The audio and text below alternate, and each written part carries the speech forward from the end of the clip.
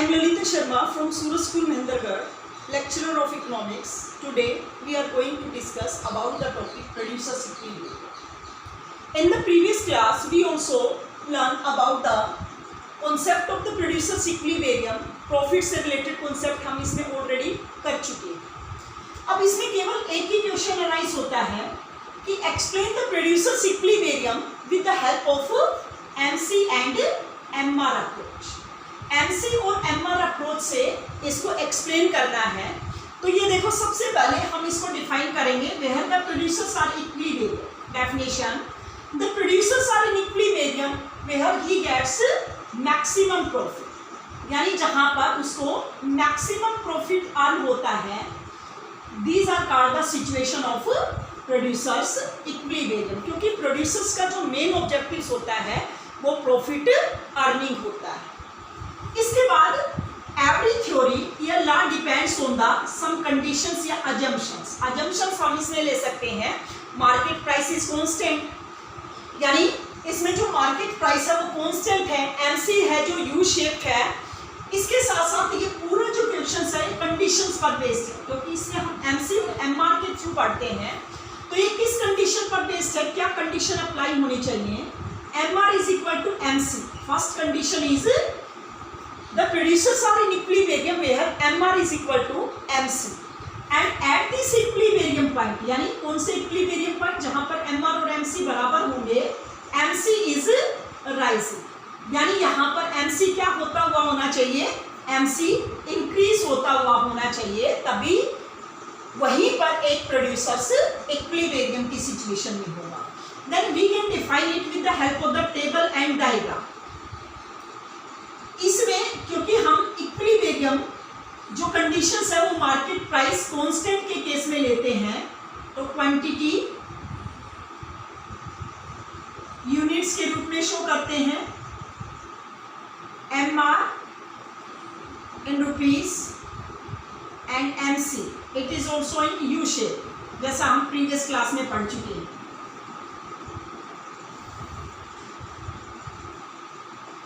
तो इसमें concept of revenue वाले चैप्टर में ऑलरेडी रीड कर चुके हैं कि हमारा जो AR कर्व है प्राइस कांस्टेंट है, तो MR भी क्या रहेगा? कांस्टेंट रहेगा.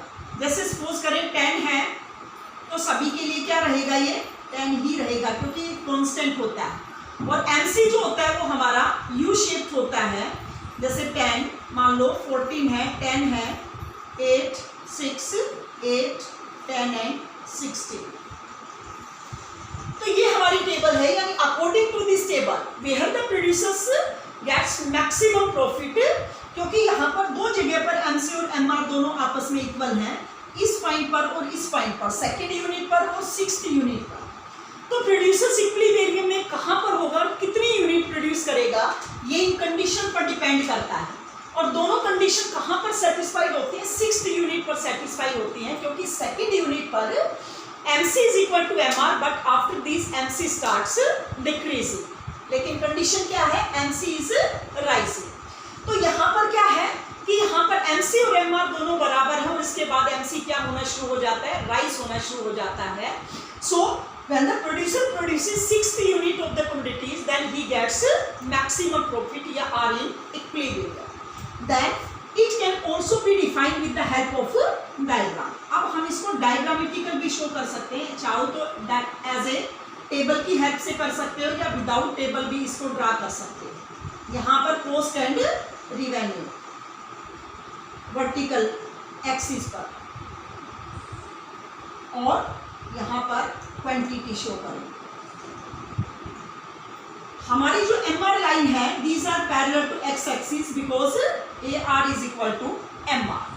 और जो हमारा MC कर्व है it is in U shaped, यानी एक ये पॉइंट है E पॉइंट और एक ये पॉइंट, यानी यहाँ पर 2 यूनिट प्रोड्यूस करता है और यहाँ पर 6 यूनिट प्रोड्यूस करता है.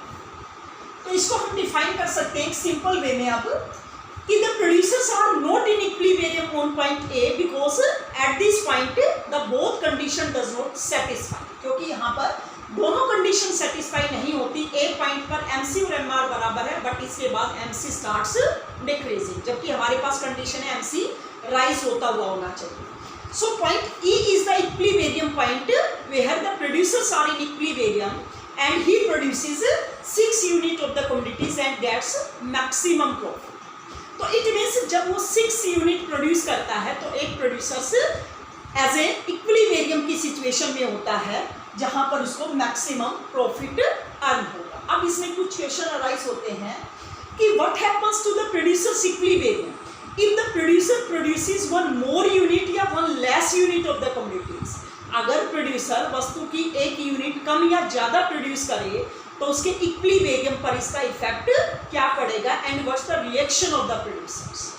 तो इसमें देखो कि अगर मान लो वो 5 यूनिट प्रोड्यूस करता है या 7 यूनिट प्रोड्यूस करता है तो उसका रिएक्शन क्या रहेगा. इसको हम डायग्रामेटिकल भी शो कर सकते हैं. जैसे मान लो अगर producer if the producer produces one less unit of the commodities, अगर एक यूनिट वो कम प्रोड्यूस करेगा, जैसे मान लो C, D कोई भी पॉइंट दे दो इनको, तो क्या होगा. तो यहाँ पर देखो if the producer produces, आप ये देखो उसका ग्रोस प्रॉफिट, क्योंकि ग्रोस प्रॉफिट MC यहाँ पर TVC से रिलेटेड होता है. जो ग्रोस प्रॉफिट होता है वो किसके इक्विवेलेंट होता है, it is equal to TR minus TVC के इक्विवेलेंट होता है और MC TVC से रिलेटेड होता है. तो ध्यान रखना प्रोड्यूसर्स का जो ग्रोस प्रॉफिट है वो सबसे ज़्यादा E पॉइंट पर है. अगर इधर वन लेस यूनिट या वन मोर यूनिट प्रोड्यूस करेगा तो दोनों ही केसेस में उसका ग्रोस प्रॉफिट डिक्रीज होगा. तो हम लिख सकते हैं the producer produces one less unit of the commodities, then यहाँ पर क्या है, ये देखो MC नीचे है और MR ऊपर है. तो यहाँ पर क्या सिचुएशन है, MR is greater than MC. तो at this point MR is greater than MC. तो why the producer does not increase their production? तो ऐसी सिचुएशन में अगर उसका प्रॉफिट इंक्रीज होगा तो वो अपने प्रोडक्शन को क्यों इंक्रीज नहीं करेगा. So the producer starts increasing their production till the point where he reach on the equilibrium point. यानी जब तक वो इक्विलिब्रियम पॉइंट पर ना पहुंच जाए तब तक वो अपने प्रोडक्शन को इंक्रीज करता रहेगा. And what happens when the producer produces one more unit of the commodities? अगर वो एक यूनिट ज़्यादा प्रोड्यूस करता है तो यहाँ पर क्या सिचुएशन होगी, जैसे FG कोई भी पॉइंट ले लें, इस पोर्शन में यानी MR is less than MC. यहाँ पर MR is less than MC होगा, then gross profit of the producer starts decreasing and MR is less than MC. So to gain the maximum profit the producer starts decreasing their production. यानी जो producer है maximum profit earn करने के लिए अपने production को decrease करना शुरू कर देगा till the point where he reach on the equilibrium point. यानी ई पॉइंट पर जब तक वो ना आ जाए तब तक वो अपने प्रोडक्शन को डिक्रीज करता रहेगा. तो कहने का अभिप्राय ये कि वन लेस यूनिट या वन मोर यूनिट दोनों ही प्रोड्यूस करता है तो ग्रोस प्रॉफिट दोनों केसेस में कम हो जाएगा. एक में अपने प्रोडक्शन को इंक्रीज करना शुरू कर देगा और मोर यूनिट में अपने प्रोडक्शन को डिक्रीज करना शुरू कर देगा. And the gross profit is maximum on point E where MC is equal to MR or MC is rising. So the producer gets maximum satisfaction या profit. तो it means इसके बेस पर हम इसको डिफाइन कर सकते हैं कि where the producer gets maximum profit.